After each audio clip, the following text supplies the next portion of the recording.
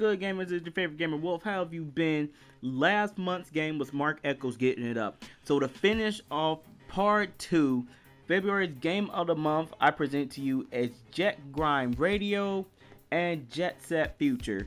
Jet Grind Radio came out on the Sega Dreamcast, I know, long time ago. It came out on June 29th of the year 2000.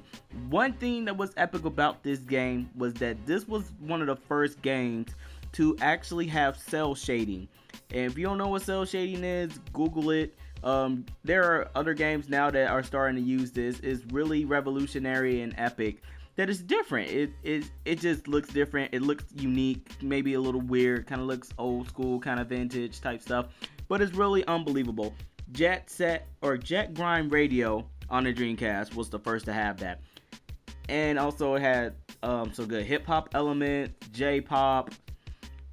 The game just flowed nicely.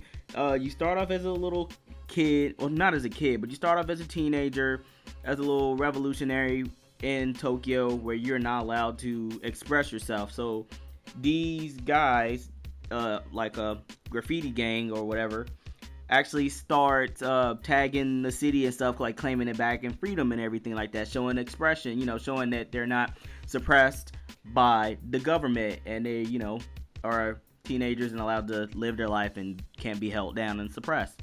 So that game was straight epic. It was easy, it was smooth to play, it was beautiful, like visual, graphic wise, colorful and everything. It wasn't really hard. Later on in the game, it started getting really hard, really crazy. But and then 2 years later, after Sega Dreamcast stopped making hardware, they went to software. It released Jet Set Future on the original Xbox, still under the Sega name. And I mean, that had more characters, more graphics, more graffiti and everything like that. I really enjoyed this game or the series, these two games, because they started cell shading, graphics were cool and everything like that, and it was just epic. The music was unbelievable. I thought the music fitted well. The pacing wasn't too hard. Jet Set Future was definitely harder than Jet Grind Radio, in my opinion, but my brother played the hell out of that. I played a little bit, but I more honestly just sat back and watched my brother play this game.